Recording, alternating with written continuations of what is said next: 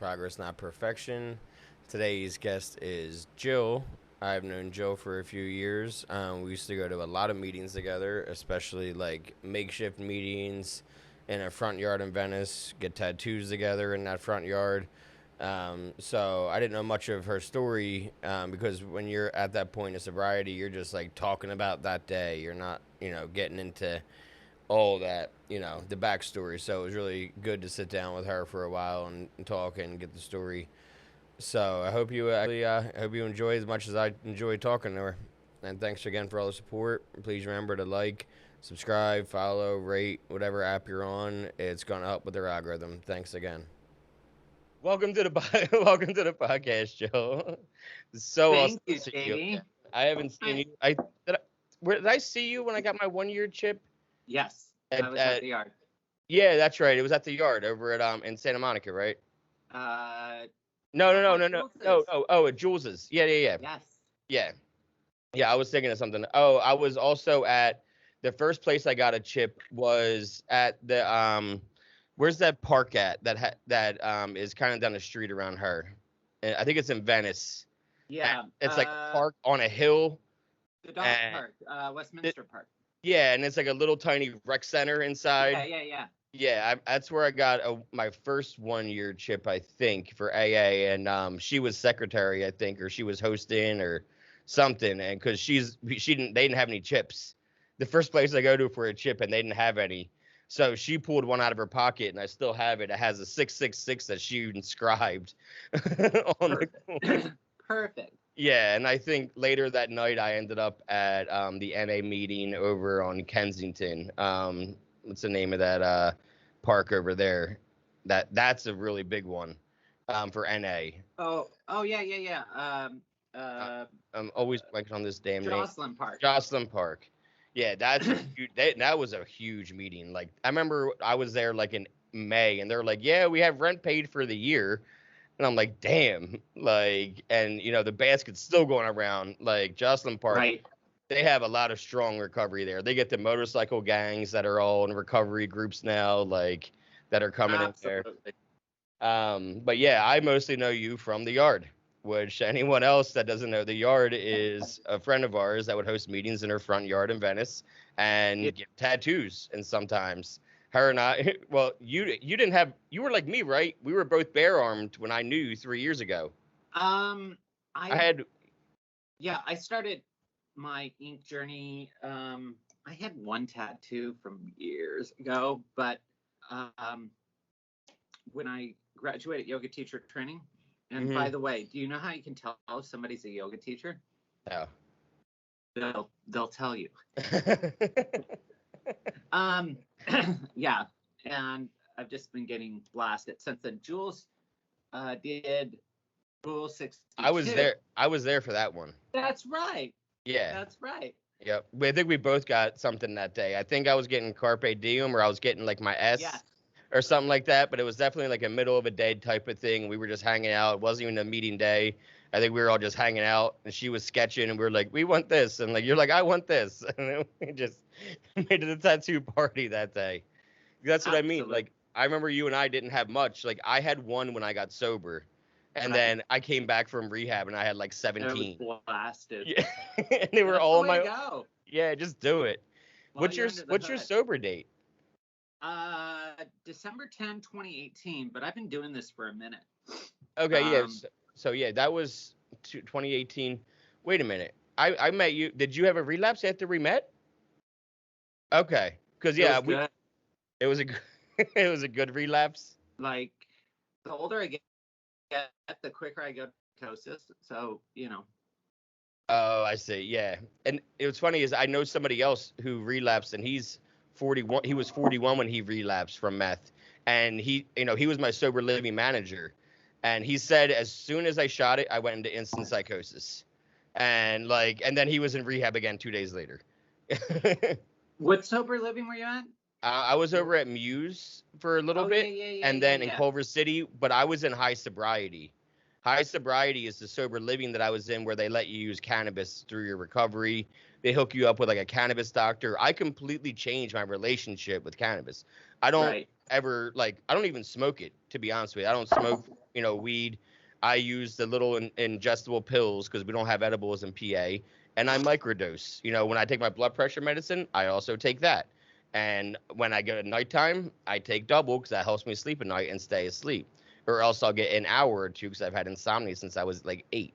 So like that helps me go to sleep and stay asleep. But like you wouldn't know that I use cannabis if I wasn't so forthcoming about it. Like because I I'm never totally like would know. because like I'm never actually high, like it's in my system, but like anybody else that uses meds, like Lexapro, it's like, anybody else that's using meds, it's in your system and it's working what it does.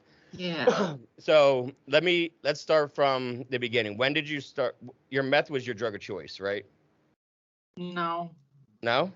Okay. I Start from the mean, beginning for me I then. Because well, I don't know your um, story. I yeah, actually yeah, don't know yeah. your This is gonna be story. fun. This is Yeah. gonna be fun. And I like to tell my story. The way I tell my story, it's not linear. Like I don't start. Oh, when I was 4, I did it. You do Um, it Tarantino style and hop all around back and forth. yeah, which actually, when people say, "Oh my God, that sure didn't make any sense," I was all over the place.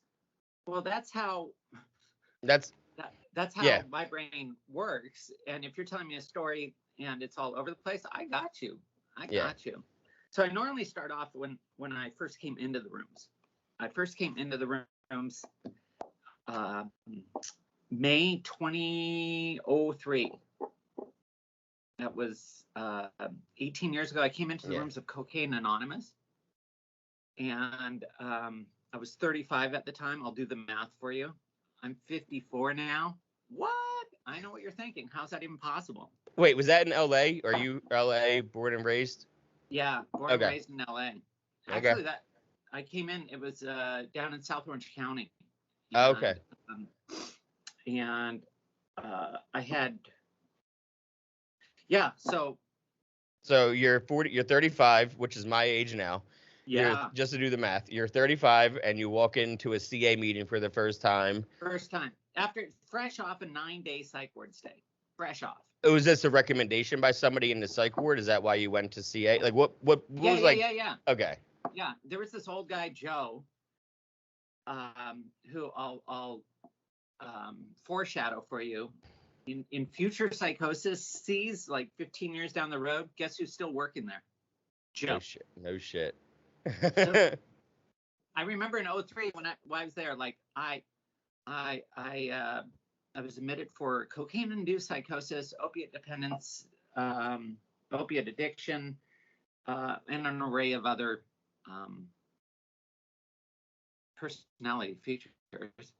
And in the psych ward, Joe would be all, you got a sponsor. What are you talking about? I mean, I didn't even know what the program was. And it's a lockdown psych ward. Like, Joe, what are you talking about? Oh, well, you need to get a meeting. I'm like, as soon as I'm free, I'll be more than happy to check out a meeting. Anyway, I got out. As a matter of fact, this hospital was in Laguna Beach. It overlooked the ocean. And I remember the day I got out of the hospital and I walked through the Rose Garden. The Rose Garden overlooked the ocean. And I had been living in Dana Point for, at that time, about 9 years or so. And I had never smelled the ocean. Opiates just, deadened everything. My sense of smell, Were you sniffing? Were you a snorter or a shooter? no, these were painkillers, Okay. and because you know uh, nothing else matched the rigor of quality assurance as the pharmaceutical company. Yep. Yep. Yeah, and anyway, so I walked through that rose garden and for the first time smelled the ocean, and to this day, when I smell the ocean, it just like brings me back to that place and time. Mm-hmm. But anyway, I show up back at the hospital, and it was much like that Jocelyn Park meeting where there's like 80 plus people. And I walked in there, and as is so often the case, you hear about people in the first meeting, and everybody at the meeting is happy and know each other and hugging and beautiful, and that was the case here. And I sat down and I listened, and that very first meeting I heard the message. I heard the message of recovery, that we get a sponsor, we work some steps, um, we're of service, and the unity of the program. And I'm like, okay, I'm in. So at the smoke break, I got a sponsor, and they took me home, and they asked me 3 questions. Is this a smoking meeting, by the way? You can smoke. I can't, but you can. Just not. I don't vape. So, and I smoke cigarettes, and I can't smoke in my building. I got fire alarms right above me. That's probably a good thing. Yeah. And yeah, it would be like Mad Men in here real fast if I could smoke in here. Like, I would be smoking 3 packs a day with ashtrays just filling up all day. Be like, who wants to Skype with me now? Right. So they took me home and asked me 3 questions. One was, do you want to be sober? And I asked these 3 questions of myself frequently. And today the answer is yes, I want to be sober. And that day it was yes, I want to be sober. And I can tell you, JD, it hasn't always been the case. And the second question was, are you willing to go to any lengths? I had no idea what was really meant by that, but I'm like, yeah, I came to this meeting, didn't I? And the third thing was, are you willing to believe? Didn't say what, didn't say how, but just, are you willing to believe? Yeah. And that was enough to make a humble start. My life looked a lot different then. Were you Jill? No. Okay. No, So I don't know when. So yeah. Can you? Okay. Yeah. Who were you then? Yeah. Well. What was your name? It was Birth Jeff. name. My dead. Jeff. Yeah. Dead name. That's what you call it. Dead name. Exactly.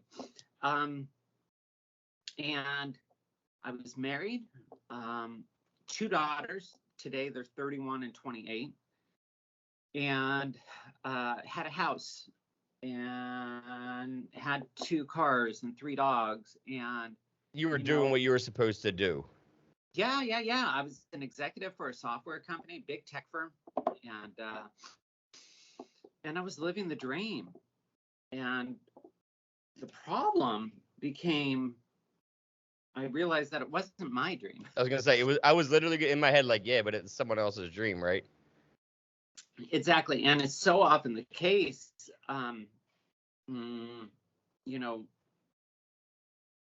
We come out of the womb, we're given a name.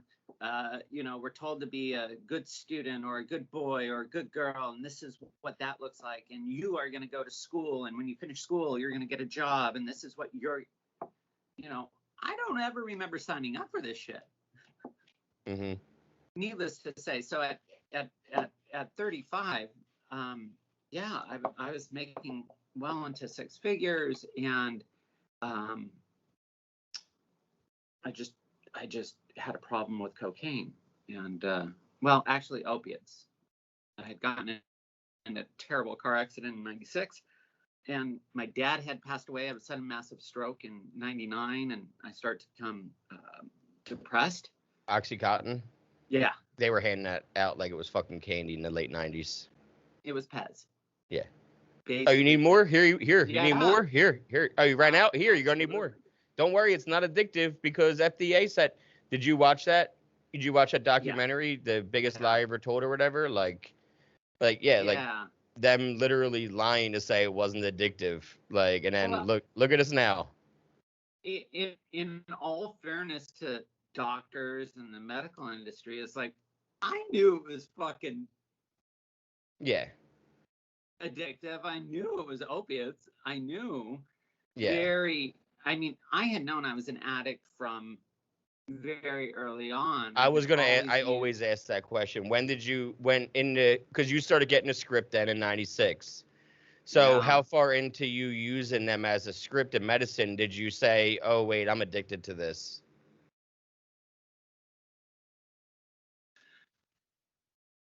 The first day. Oh, really? I mean, so prior to that, growing up, I had an older brother and older sister, and my brother smoked me out when I was like 12, and my best friend at 15, Jack Benton, turned me on to cocaine. And this was 1982 in Los Angeles. We were knee fucking deep in snow. Like we wore snowshoes to the school. You were sniffing George Jung's coke back in '82. That was straight from Colombia, straight from George Jung. Absolutely. And you know what? Growing up in LA is what was so cool about that time was we'd go get high and go check out shows. And what's cool about like 80s music being old school, and like you got a real OG in the house. And what I loved about LA was that any band who was going to make it or has made it has been through LA, and saw some of the most incredible shows. They all hung out in the Valley and the Hills. That's right. All the musicians and did you ever see Echo in the Valley, that documentary on Netflix? Yeah, it's all about that. I was born and raised in the Valley, and so wait, one of my favorite comedians does a podcast called Your Mom's House, Christina Pajitsky, and she's from the Valley, and she always says 818 till I die. Like that's like one of her phrases is 818 till I die. And they just moved to Austin because that's where all the comics are moving nowadays. But yeah, she's always like a Valley girl, and she's like the same age and like all that kind of shit. So well, the term Valley girl was coined by Moon Unit Zappa, who I went to high school with, and she wrote the song Valley Girl, which became a one-hit wonder. Mm-hmm. And I would go to her house to party, and I didn't realize who Frank Zappa was at the time. I mean, it was Frank, Moon's dad. Yeah. And my other claim to fame in high school was my 11th grade homecoming dance date was Lisa Bonet. No shit. Yeah. So we were really good friends. We went to homecoming dance, and then summer of 11th grade, she went back east to New York to audition for this new show that Bill Cosby was putting on, and she was then on the #1 hit show for 11 years, gets her own spinoff, marries some guy, Lenny Kravitz. Oh, that guy. Yeah, that guy. And I'm still here waiting by the phone, you know. Where are you, Lisa? I'm Jewish too, you know. Yeah. Yeah. But anyway, in high school, it was pills, it was crank speed back then, and you guys had the motorcycle meth out in LA back then. That's why it was crank, right? That's what you guys. Yeah. Yeah, and even painkillers. Well before Oxy, but painkillers existed forever. Yeah. And started doing a lot of coke. I got married very young. Very young. Well, yeah, if you have daughter, if your daughter is 24, you were 24 when you had your first daughter. No, right, 23. 22. 20. Okay. My girls are 31 and 28. Oh, and then you're 5th. Okay, that makes sense. Yep, but and you're turning. Yeah. Good job on the math. I was close. But yeah, that's young. That's what my parents got married at 22 and had me at 23. Yeah. You know, my brother at 26. You know, so they had 2 kids by the time they were 26 years old. So I'm sure like my dad would be relating to you because, you know, he'd be like, oh yeah, like that's when I was doing that. That's when I did that. Like, yeah, he had the job, but, you know. But he never made it to the rooms though. He's nowhere near. He's not like me or you. He is not an addict or an alcoholic. So the closest he got to AA is when I came back from California and I was going to meetings. He drove me to the first week of meetings to like make sure I was doing the right thing. You know what I mean? Like, 'cause you know, who knows what was going to happen when I come back from rehab for the first time. That was my first and only rehab stint. Good. So yeah. Okay. So now you're graduating high school, right? You're into a lot of things, and it's you know, the late 80s or whatever. Yeah. Now let me go back to that first sobriety back in 03. Yeah. So I started working a program and it started being of service. CA, I love. They put you in service before you know what's going on. Um, and My first meeting in LA was a CA meeting, the one on Sepulveda at that church. It's a big one. Like it's like 100 people there. yes, That it's was my at first ever meeting. I forget that it's at the next to the YMCA. yeah, Culver Palms. Yeah, that's it. Yep. But that was my first. I would go from there, and then I would leave 15 minutes early to Uber to Jules's house in Venice. But I would always go there for the first Get 45 out. minutes every Saturday, and then leave an Uber straight over to Jules's because I wanted to go to that meeting because it meant so much to me since it was like my first like meeting. You know. There's a lot of AA that, you know, they say wear AA like a loose garment, which if you know me, that's the only garment I'm wearing loose, like for real. And but there's a lot of stuff that's said in the room that I personally chosen to, for example, you're as sick as your secrets. You know, ugh. Number one, don't shame me because I have a secret. And number two, don't pathologize me. Don't call me sick because I have a secret. I believe I'm as sick as I am secretive, right? Yeah. Like if I'm hopping on this Skype with you and, you know, oh, hang on, let me go take a hit of meth and coming back and, you know, just being secretive, and it doesn't need to be with using, it could be with anything. That's where my addiction likes to hide, right? Is in that secrecy. But, and I remember working my first 4-step, my first 5th step, and I had the secret, and it was really good. I wasn't gonna. I mean, my ex-wife didn't know. She was my wife at the time. She, wasn't gonna tell God. Like I was gonna take this to the grave. And the fact of the matter is, I'm transgender. Spoiler alert. And I'm in this men's fellowship, which was fantastic, absolutely fantastic. And this was well before there was any trans awareness or you know, Yeah. and I just didn't feel this was the place for me to, hey, I'm Jill. But looking back, really the rooms are the safest place to be authentic in my experience. Yep. I agree. So, but having the secret, I mean, I had it as long as I could remember. I remember being like 5, 6 years old, asking my mom, had I been born a girl, what would she name me? And the answer was Jill. And I lost my mom in 2005 to brain cancer, and my name is my chosen name is just an homage to my mom. That's awesome. And yeah, so I did she ever see you as Joe? No. No. Ah. No. Well, at least you get to use the name, and you knew the name from when you were a kid. You know all that. Absolutely.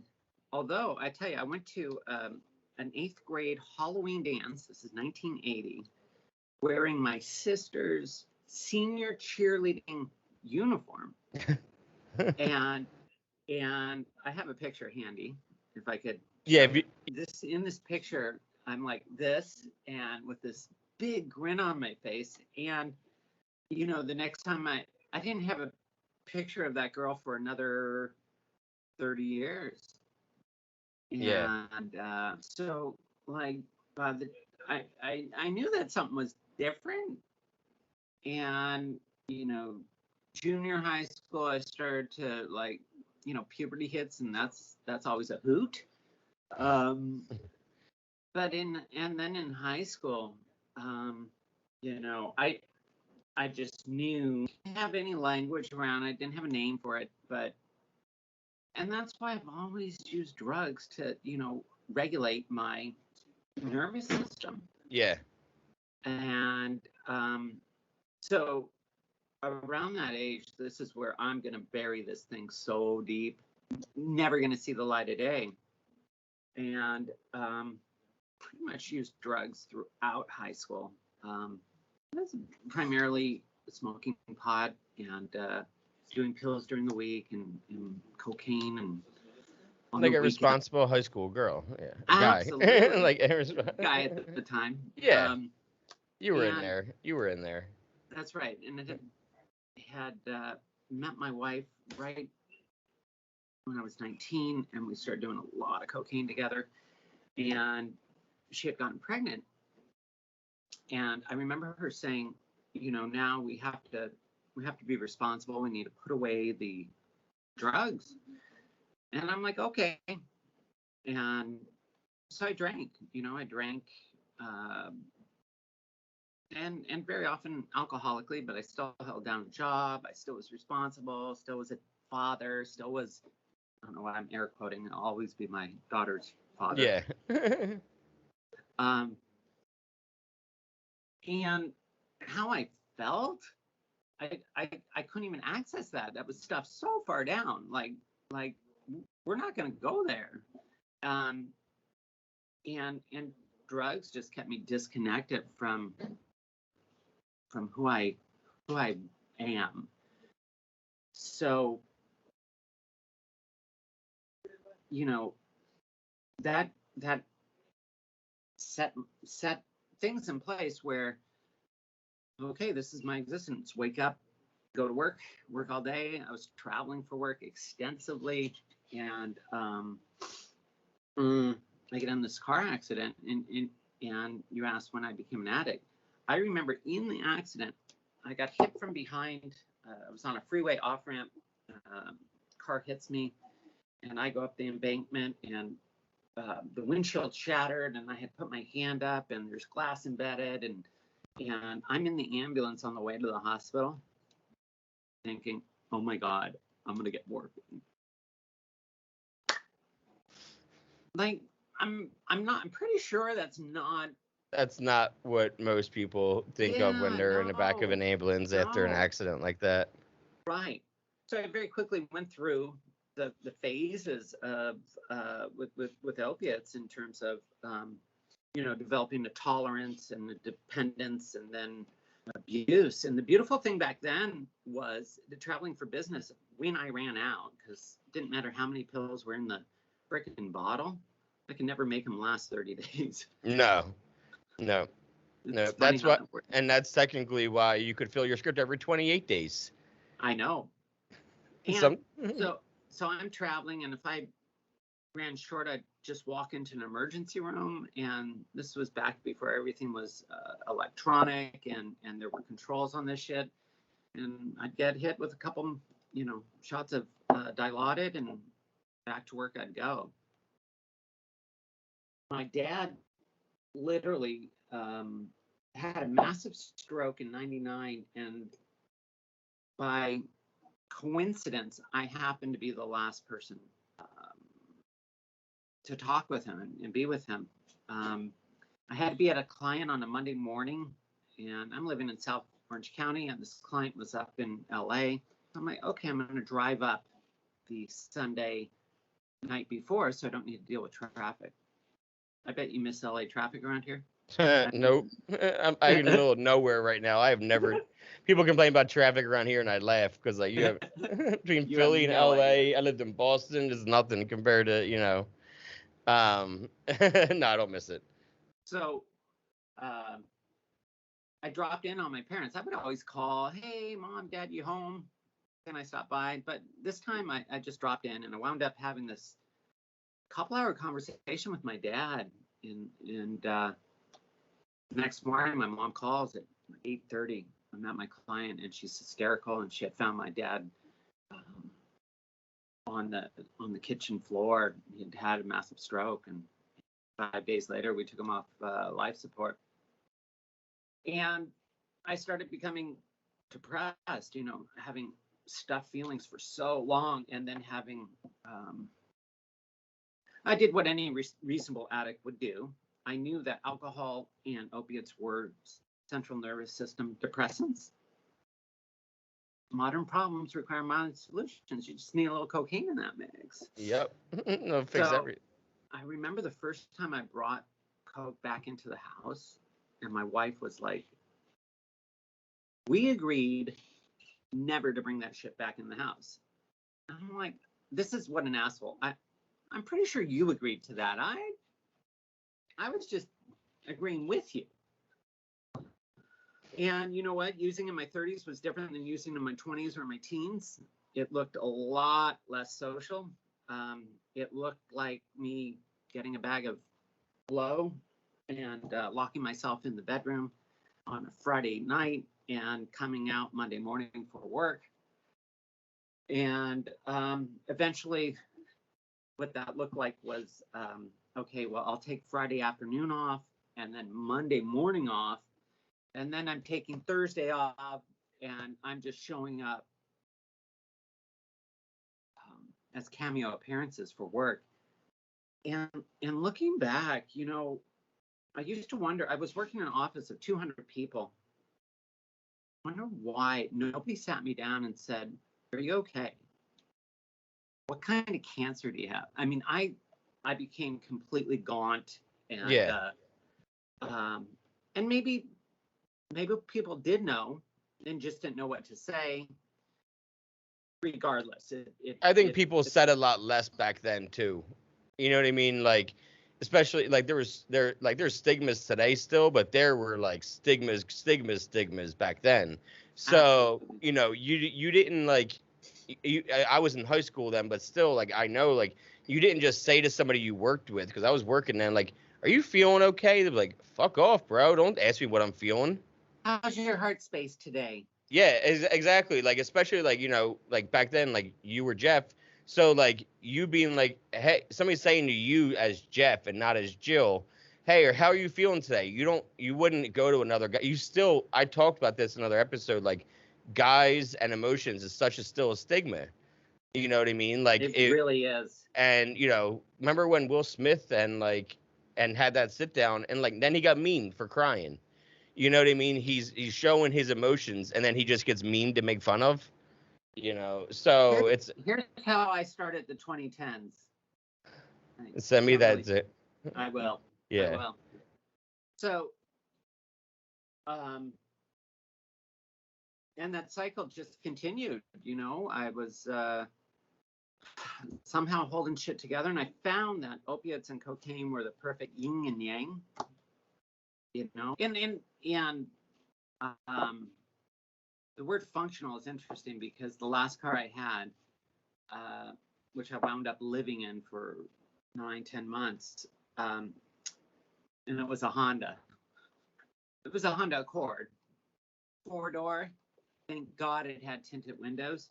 But I remember I was just beginning to live in my car. It was the first couple of weeks I was living in my car, and I got in an accident. Fender bender. Literally, dude took my fender off. And that's like taking somebody's front wall of their home off, you know? Yeah. Yep. And anyway, the car worked fine. It just didn't have a fender. And I would refer, you know, the car's functional. Nobody would want it. Wouldn't even want to be seen in it. It was functional. But yeah, I was able to, you know, get away with murder.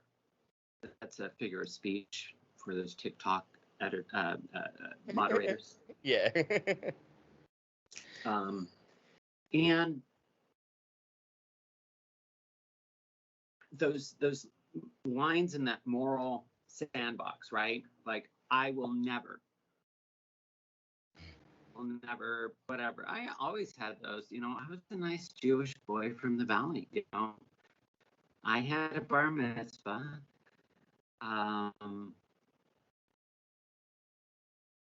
And you know, I had discriminating taste. It was so taking you back right after my dad died, and so there were about 4 years of had this psychotic break, went into the psych ward, and thus began my recovery journey.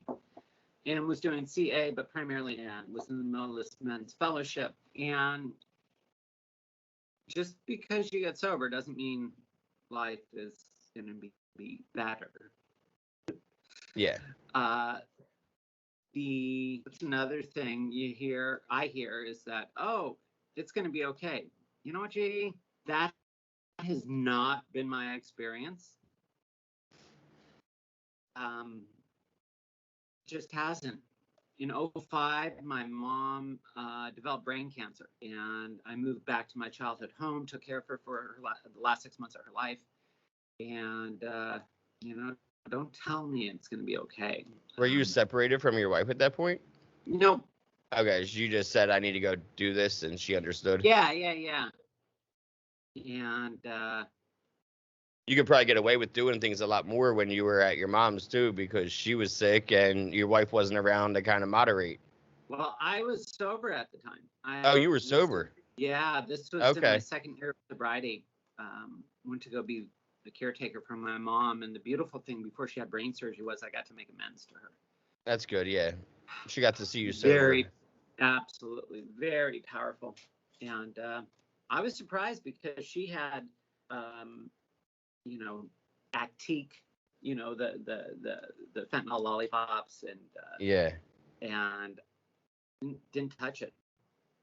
And what was cool about the fellowship, the unity in the program, which has never let me down when I lean into it, is that when she died, there were like 40 program people who showed up and helped me, bury my mom. That's awesome. Life continued to show up after that. Got fired from that job I had. It turns out that I was really good fucked up, at least for my job. And then when I got sober, I literally couldn't function. I just burp. And then I lost my house. Don't know where I put it. Actually, the bank knew. The bank knew exactly where the house was. And how much you needed to still put onto it. Down to the penny. Absolutely. And this is about 07, 08, right when yep. You were probably stuck in some kind of adjustable rate that was going to fuck you anyway, and then you lost your job, and then, yep. Yes, and it didn't, and I'm so grateful that the financial institutions got bailed out, and I just got fucked. Don't tell me it's going to be okay, JD. Just keep coming back. It's going to be okay. That hasn't been my experience. This ain't no family afterwards here. This isn't to the employer. Like, that is not my story. So my wife takes one of the cars, one of the dogs, and moves to Orlando, Florida. Now, with all due respect to all of your listeners in Florida, who moves from LA to Florida, like Orlando, Florida? Well, and she leaves me with her 2 teenage daughters. I was going to say, wait, is she left with just one of the dogs out of the 2 dogs? Yes. There was 2 dogs, and she said, I'm taking the one dog that I like the most, and then you can take care of the girls and the other dog, and I'm out. Yes. Okay. Teenage girls are a force of nature that should not ever be reckoned with. I mean, it was really cool. They let me pay rent and buy clothes for them and food, and they let me live there. So it was kind of cool. That's nice of them. It turns out that she moved to Orlando because, get ready for this, it gets a little Jerry Springer around here. The best man from my wedding, Uncle Danny, she moved in with. Oh. Do you know why? Coke? Why? She'd been fucking him the whole time. The entire time? Most Pretty of it? Much. Yeah. We were married 17 years. Yeah. Are they still together? No, they gave a good run at it. And I was going to say, you can almost justify it. You know what I mean? You can almost justify it if they were still together to this day. It's like, well, they were kind of meant to be. They, they've been lasting this long through the ups and downs. They moved cross country to get, Who am I to stand in the way of love, romance, right? Yeah. So, I'm trying to hold down a job. I was renting a house at the time, and the harder I was grasping for things. Like when you're in water, the way to float is to surrender. Yeah. But I was clinging on to everything and just like nails down the and got evicted from that rental house.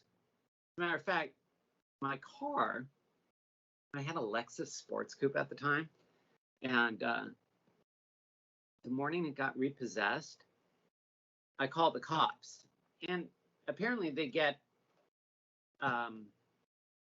information from the banks as to what cars are going to be repossessed. So I called the cops, and they're like, no, you might want to call your bank.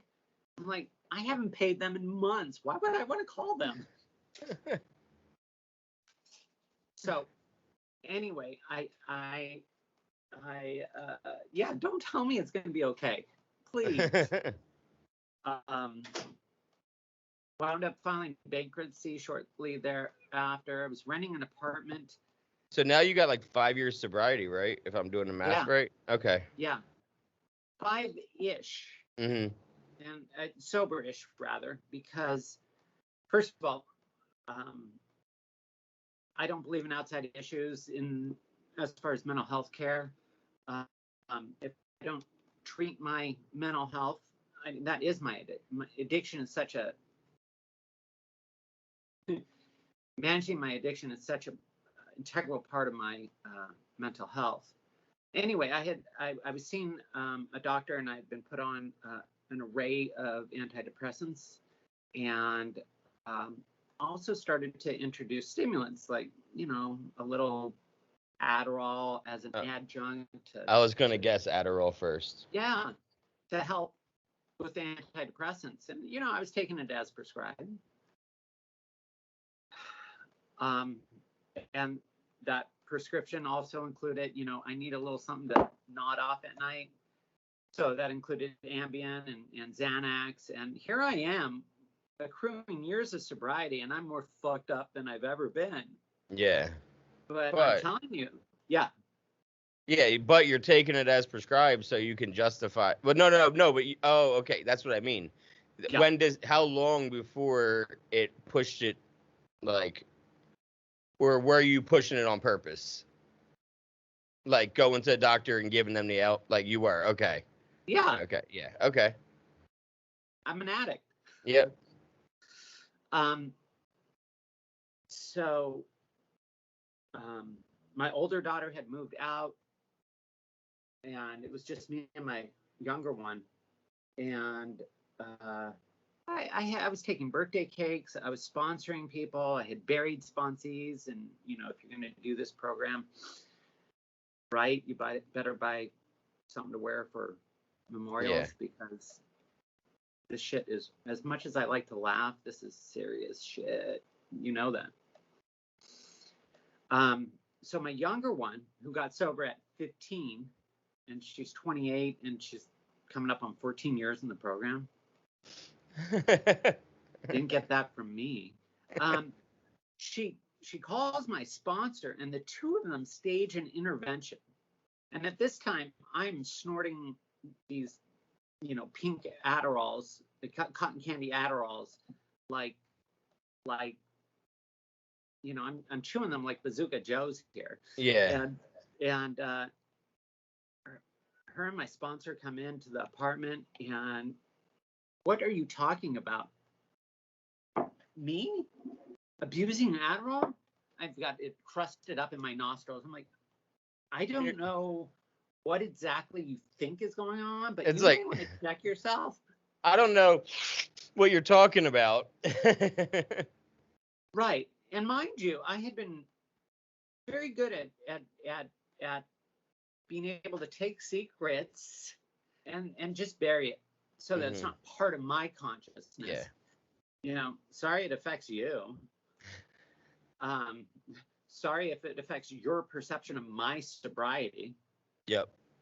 So, about this time, the internet had started to emerge, and I was always researching stuff, and that's what I liked about the internet on the early aughts is like all this Yeah. access to academia or clinical information, whatever, drug information.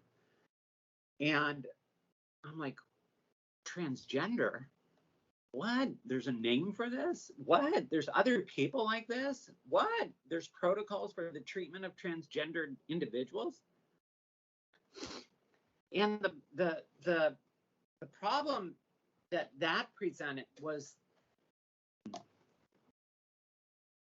you know, once you become aware of something, once your consciousness expands to become aware, it's hard to put the toothpaste back in the tube.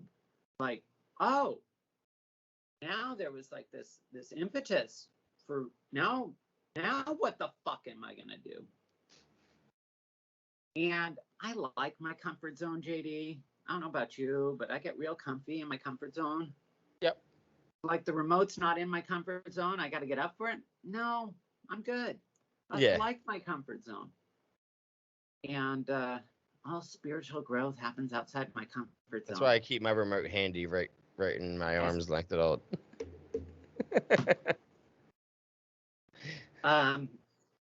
Yeah.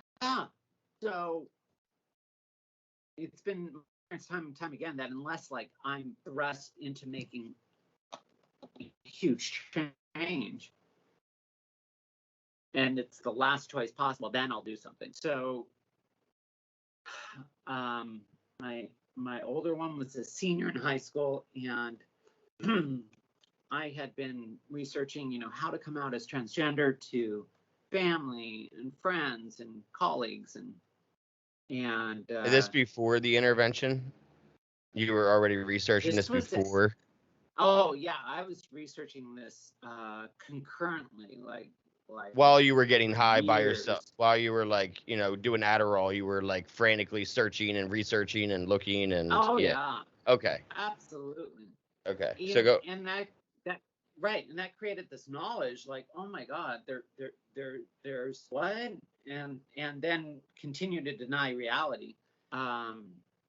That's a very uncomfortable place to be in. You know, I found myself becoming absolutely morbidly depressed and suicidal. And the last thing I wanted to do was to my men's fellowship is like, hey guys, call me Jill. And so I did what any responsible addict would do, and that's I'm going to stop going to meetings. Right? That sounds yeah. I'm gonna stop calling that sponsor who thinks I have a problem with Adderall. What a joke. Don't tell me it's gonna be okay. So, you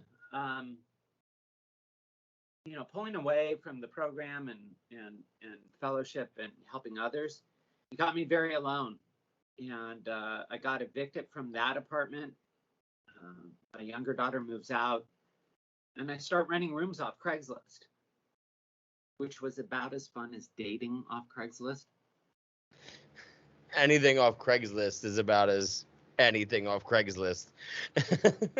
Yeah. Let's be real. And for those younger listeners, Craigslist is not where you want it to be. It's not where you want it to find yourself. So I wind up renting this room from this woman, which I had 2 evictions on my credit, a bankruptcy and a repossession. Oh, in addition to an IRS tax lien and wage garnishment. You're just like hitting on all cylinders for Absolutely. A perfect candidate of somebody to rent to. Right. Like, right. So, yeah, so I'm renting rooms off Craigslist, and this puts me up, and the very first morning I come out for a smoke, and she's at the kitchen table, and she's methamphetamines. She's smoking meth. As we've discussed, I have standards, you know. I was a cocaine addict. Yeah. I only snorted it, never shot it. And plus, you liked Adderall, and you were sniffing that. Yeah. So once again, responsible addict. I sat down and said, "Can I have a hit?" I only smoked meth once for 6 fucking years. So, so that one hit that got you. And How long did she let you live there? I was thrown out maybe 6 months later. Did you get high with her a bunch of times? Every day. Every day? And her son had this trap home down in Escondido, down in San Diego. Mm. And have you ever been down to San Diego? When I was living there, but a while ago, Yeah. like in 2009, I was there. 2007, something like that.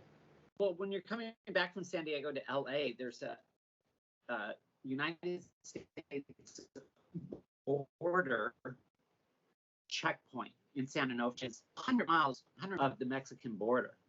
Okay. They've got a border checkpoint. There's a lot smuggling. Yeah. I would go down there, and we were scoring like half an ounce of meth, and I'm carrying it on my person, high as fuck, driving through a U.S. border checkpoint without a, The insanity. the insanity. Yeah, we'd go down to that trap home. It was, fresh out of modern trap homes and gardens. Yeah. And I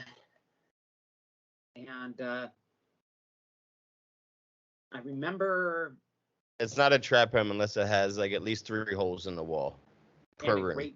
And a Great Dane in diapers somewhere in the house. But anyway, yeah, so you're in this trap home. And nothing good happens there. Nothing good. No. But can't get out. Anyway, she kicked me out over some, and I had come out as trans at this time. So here I am navigating the world as hey, it's Jill, and just fucked up and in some really shady. How did your daughters take it? I still don't talk to my little one. Okay. And my older one, I've made formal amends to her, like 2 years ago, and maybe once a month we'll exchange texts. So don't tell me it's going to be okay. Yeah. Yeah, I went from her place to couch surfing, but the problem is that when you become a tweaker, most people don't want you on their couches. Yeah, weird how that works, right? So people these days. I remember the night. I'm like, I'm just gonna spend the night in the car, and that night turned into like 9 months. It was absolute insanity. The insanity of my disease is that it tells me I'm gonna be okay. Yeah. And it got very. I had a dog, Henry. Henry was the doggy llama, and he kept me alive for a long time because I had to keep going. I had to make sure he ate and drank and gave you a reason. Yeah. I started doing sex work, which a blowjob still is a job. Sex work is work. Fully support it. Fully support. I'm here for it. And I'm a big advocate of sex worker rights, and it's so important that, especially in the trans community, it is such a common narrative to have experienced, addiction, mental health, homelessness, criminal justice, sex work. 70% of the youth that are homeless are LGBTQ plus, I think, right? Yeah. Yeah. I had worked the steps. I had a spiritual experience. I knew what the solution was. I still remembered it from my first meeting. At the time, I wasn't really remembering much. But it never dawned on me, well, I should just get sober. Go back. And life continued to show up and, kick me in the teeth. I got arrested, and this was 2015 or so. And I spent 27 days Men's Central Jail, Twin Towers, downtown. Yeah, because they don't give it. They don't care. They're not going to. You're like, I'm Joe. They're like, no, you're not. They're like, you have a penis. I'm like, don't hold it against me. No, just kidding. Nothing was funny. Nothing was funny. And the way that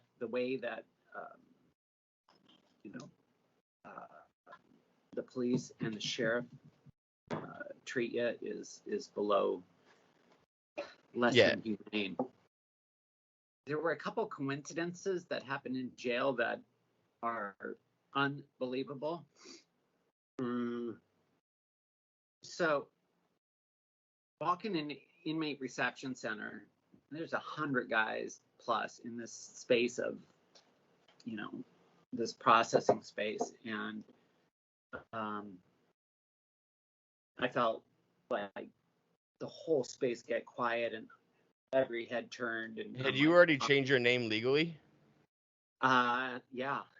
Okay, you had already changed your name legally. Okay. Yeah, that doesn't matter.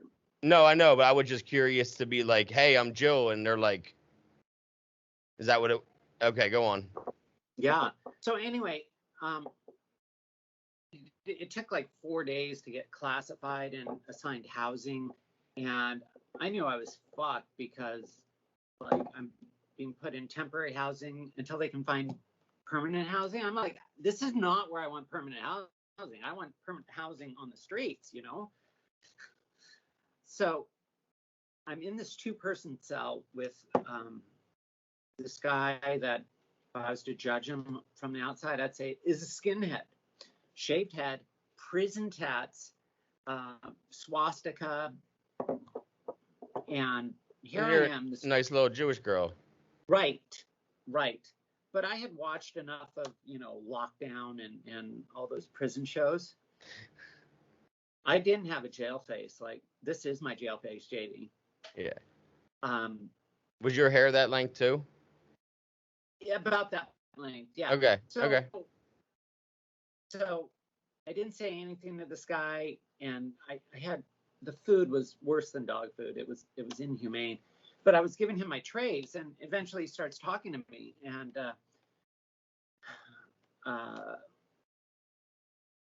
one of my God-given gifts is the ability to connect with others. And that saved my life in jail.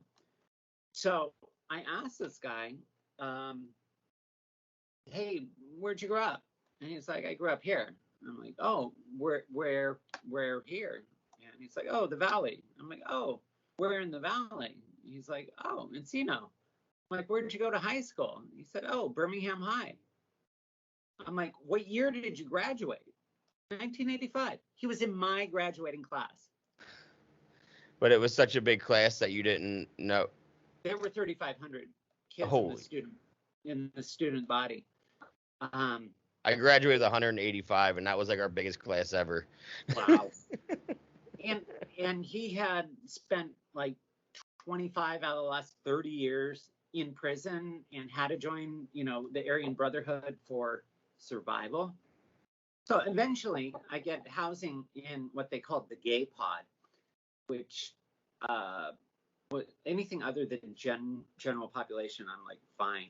And it just so happened to be Super Bowl weekend. The first weekend I was there, and it was the Super Bowl with Beyonce and Bruno Mars performing at halftime.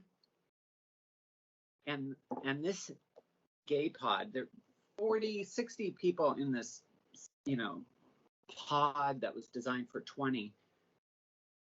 And the gays were just like, that halftime show is the most lit Super Bowl party I've ever been to.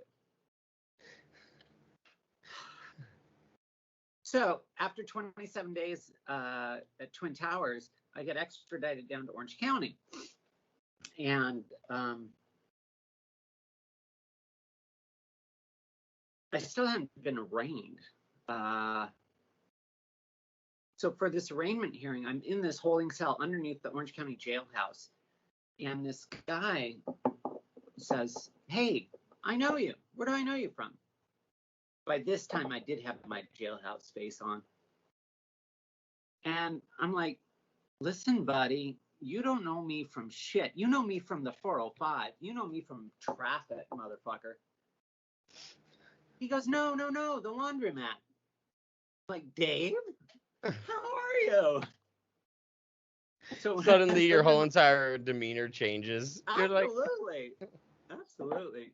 And I had the most amazing gel manicure. They were these red nails, and you can't just pop these things off. mm-hmm. And in jail, you can't hide your fingers and toes forever. It was not a good look. Anyway, so Dave's like, "Yeah." And I would befriend other tweakers and just say, "How are you doing this? How are you actually staying? How do you wake up every morning and do this for another day? Because it seems very challenging." And Dave's advice was just get as fucking high as you can and stay that way. Wise words, Dave. So anyway, small world. The insanity of my disease, JD, is I get out of jail like midnight. I'm in Orange, and sure enough, I found meth. Like that shit, when you're in it, it finds you. And so I'm back in my car, smoking my shit. Still doing sex work. I got raped about a month after that. And I bring it up because it's important. It's important. It's important. And I had no value of my life. I wasn't going to report it to anyone. Like, it just didn't even. And I would ask God, like, what more can you do? Because it had been a long 10, 15 years for me, It's not going to be okay. I've learned today not to ask God what more. Don't challenge God. Like, don't. Just don't. Because God showed me that. And I had 3 psychiatric hospitalizations in the course of 6 months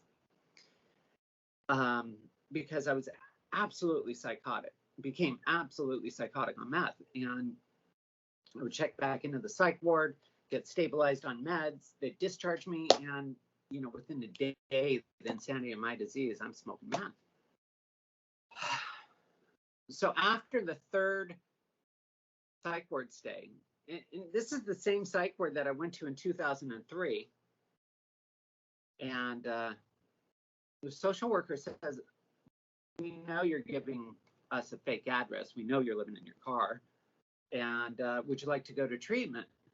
And JD, that hit me like a million tons. Like, you never realized you could just go to rehab. Never thought that I could stop the insanity just by surrendering, just by going, "I'm tapping out. I've watched UFC for years. Like, just tap, bitch." So I came back to LA, went to treatment in Culver City, and was there for 90 days. And treatment was amazing. Landed in a women's sober living called Felicity House here in Culver City. I remember that house. I would see them at meetings. Yeah. Yeah. It's been a women's sober living since 1974. And what a small world. In 1986, my sister lived at Felicity House for a year. Really? Yeah. 30 years later, there you are. Yeah. And there I was like 49 years old, 48, 49 years old, found myself in sober living. All of my belongings fit into like one half of a closet and 3 drawers. Mm-hmm. You know, just fake it till you make it. Fuck you. I am not grateful. I am like, this is what my whole life has amounted to, is nothing. Nothing. No, I'm not grateful to be sober. No. And had to go to meetings, and started to make my way back into the program and connect with that original message I had heard, right? You know, that we work a program of recovery, that we're of love and service, and that we're one of unity. And I'm grateful that I honored my feelings where I was at, that I was like honoring just, and I went into the deepest, darkest depression I'd been in. And it makes sense.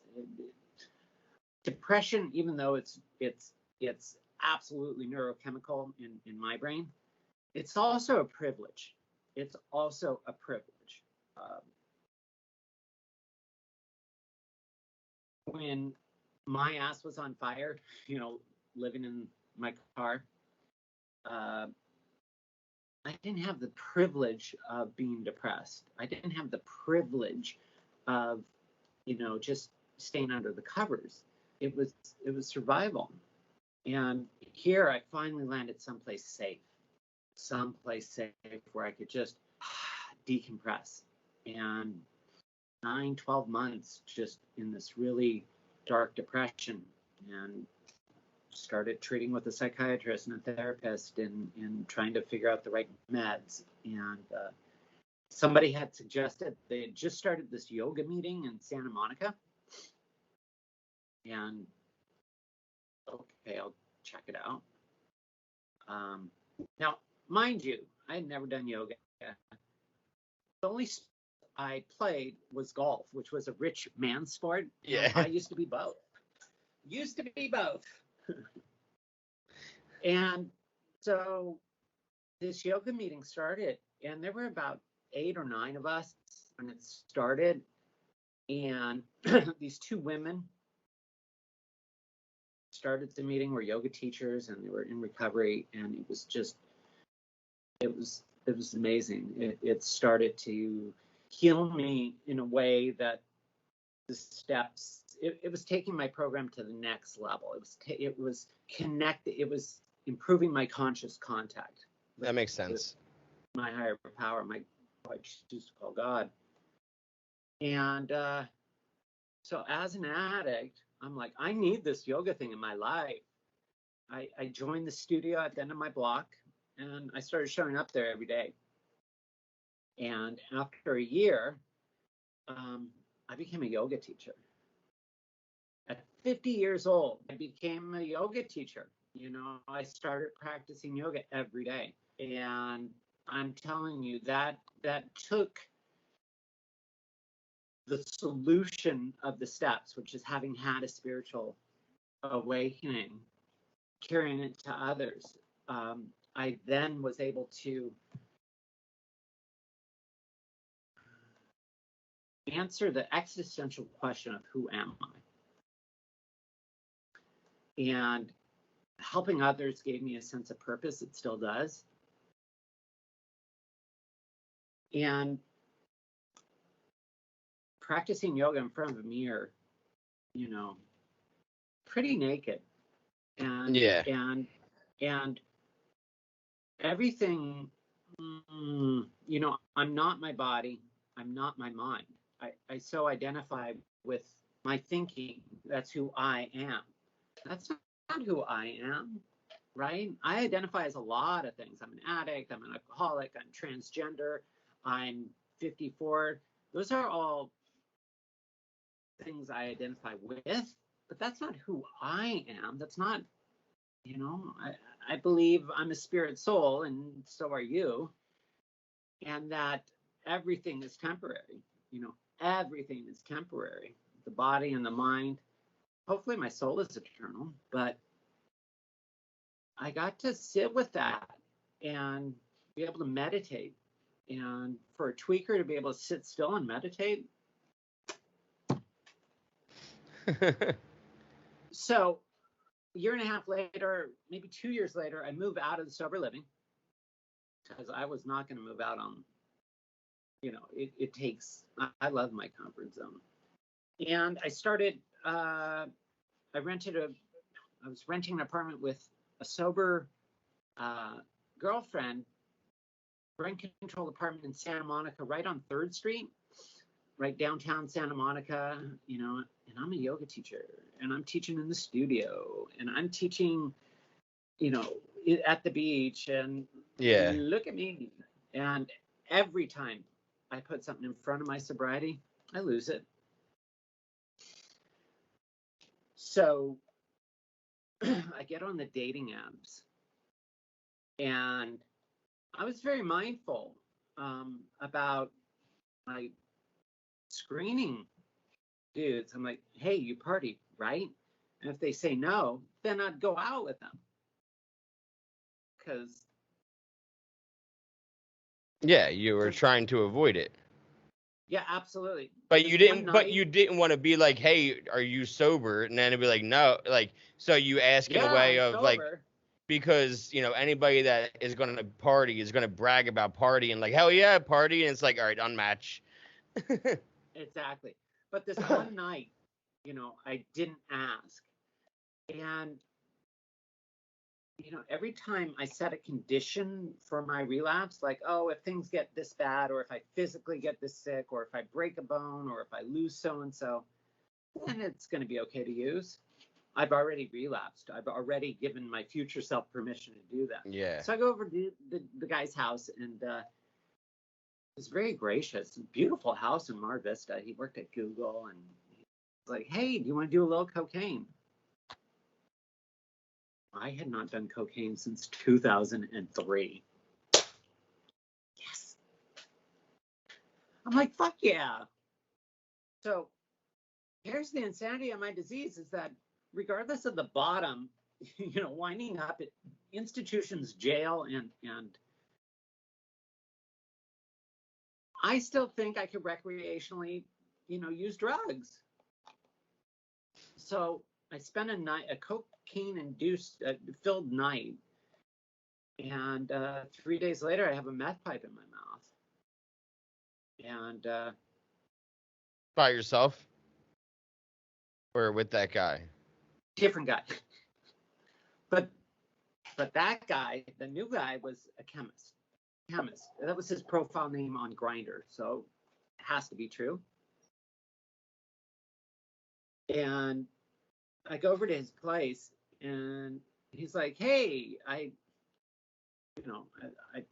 do my own DMT extractions." Like, I've never done DMT. Well, I'm going to now because I'm already not sober. Right. And he made his own meth, and the beauty, it was an artisan meth. I want to go on record to say it was a handcrafted artisan meth infused with MDMA. Jesus Christ.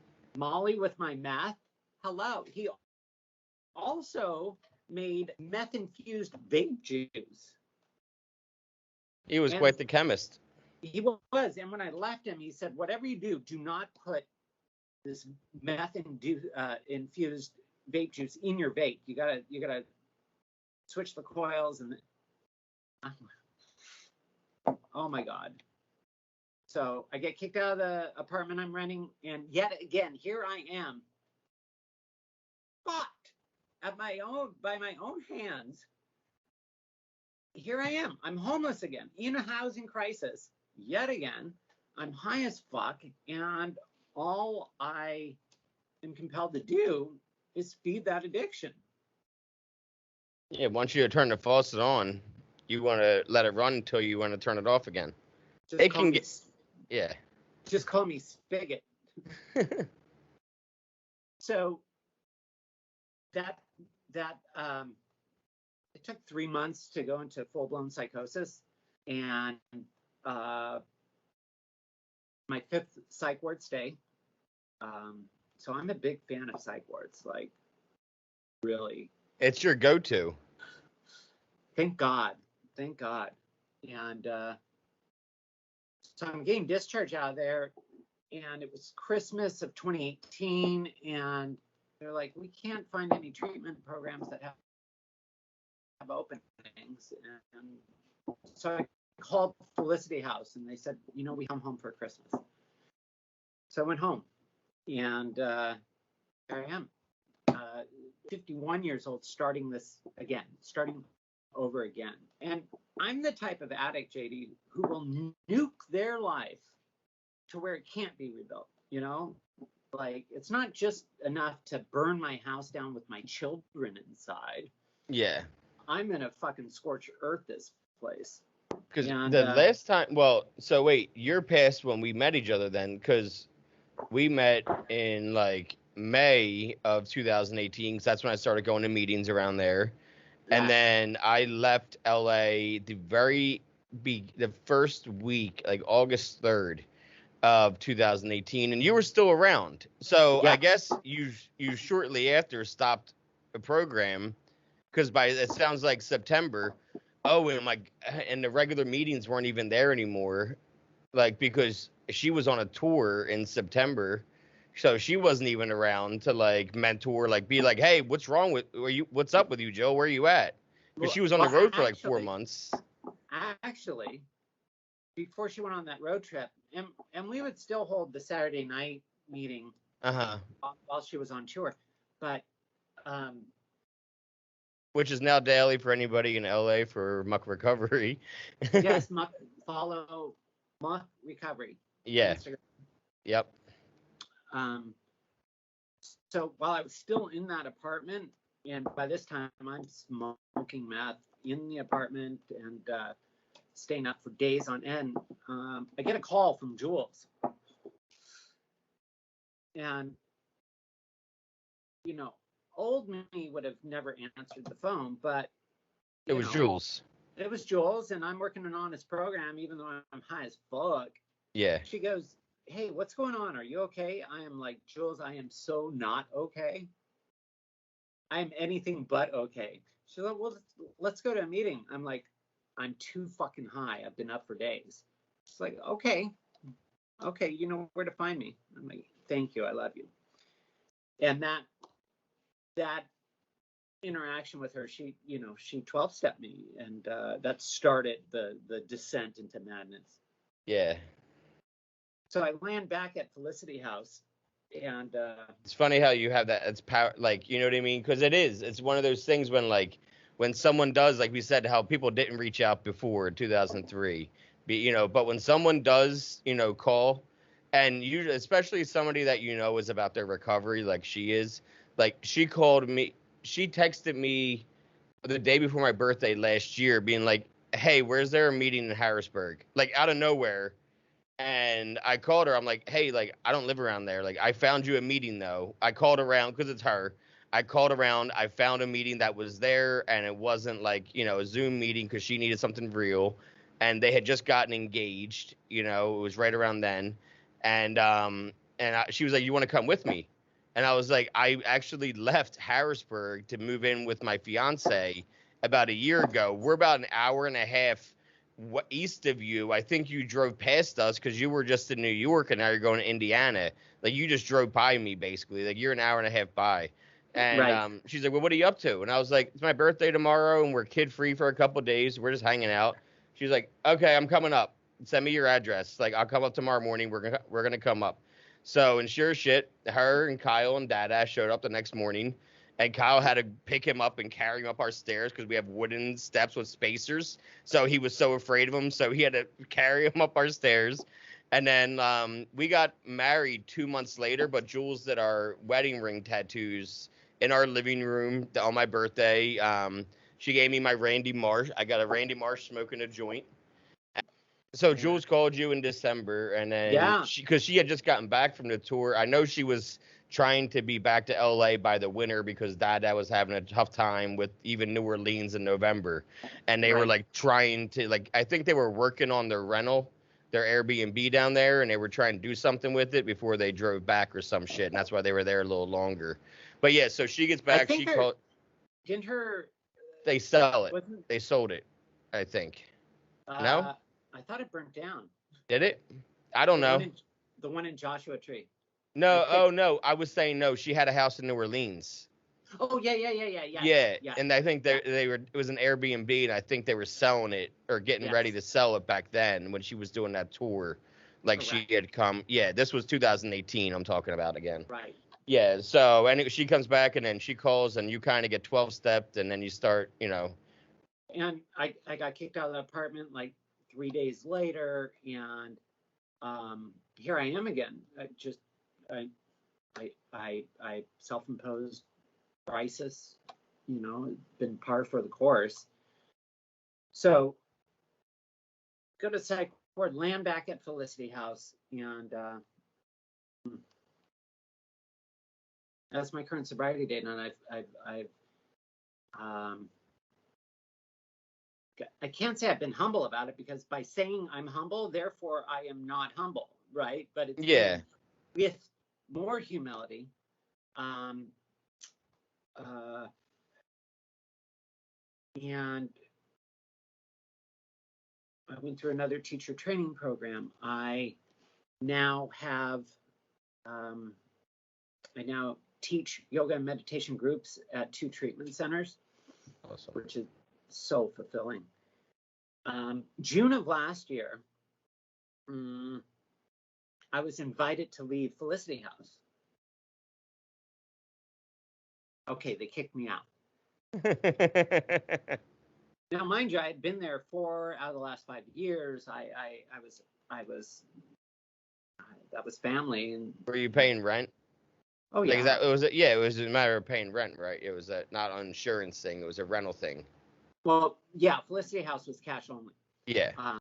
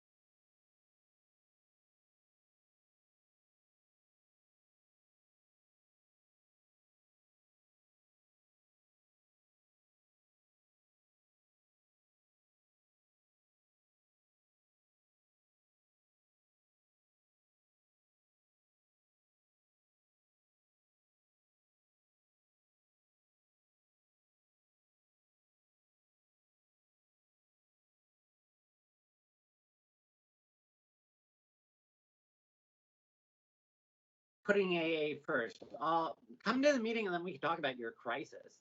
So anyway, I went to the yard that night. By this time, we were having the daily meetings had just started at the yard. So Laura scoops me up. I stay with her for 2 months.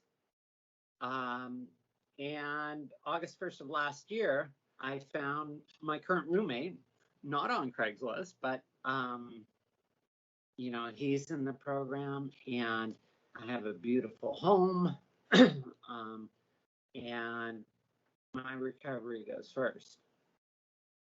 Here's what I believe, that it's not going to be okay. Might be semantics, but I know if I put my recovery first, I'm going to be okay, regardless of what it's going to be. Yeah. Right? We're all going to get sick. We're all going to get old. We're all going to die. But I'm going to be okay regardless. Yep. And today I carry that message of hope.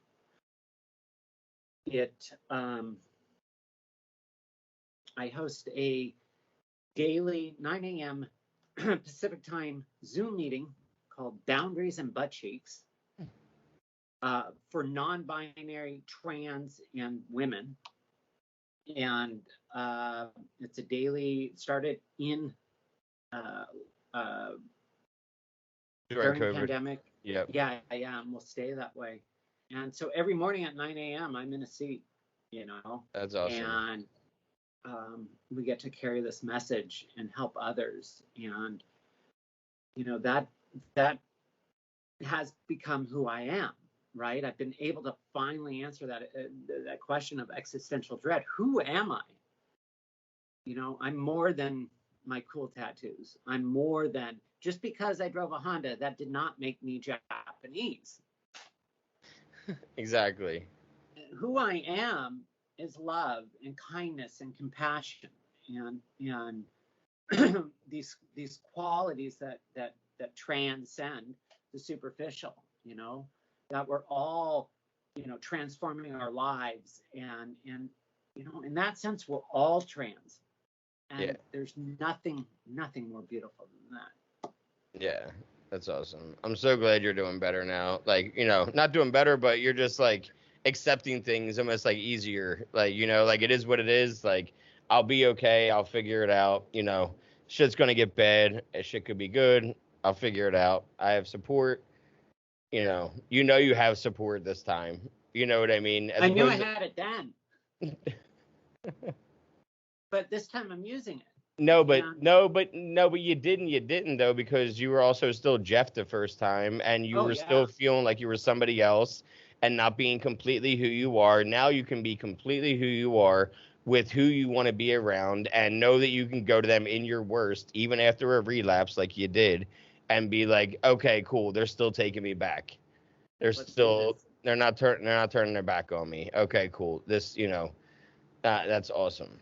So I'm glad you have, I'm glad you actually sat down and, we got to talk for a while and catch up and all that. Like, it's always nice. It's so good. I can't wait to come out to LA again and visit. My wife's sister lives in Ventura. So nice. I'm definitely making a trip out there soon. Hopefully in the winter time, when in the winter, MS isn't as bad on your body because it's colder. Yes. So, we're looking forward to that, and good. Yeah. But yeah, and if you're ever in the mountains in PA, come on down. We're like right by the Poconos. I've been to the Poconos. Oh yeah, we're about 40 minutes west of the Poconos. And like Scranton and everything, but I know she's coming out here sometime. Whenever she was on the road and then she came back, and then she hasn't been able to get back on the road ever since she went back. So, but I know she's stopping out here because we have some walls for her to do inside. Nice. So we're saving some of the walls for her. Good. But thanks again, and I will let you know when it's up, when I get it edited and get it put up. Probably be the next couple of days when it'll be at least on Patreon, where you'll be able to see the link when I send it to you. So wonderful. It's awesome catching up, and have a good day, and I'll talk to you. All right, see you. Bye.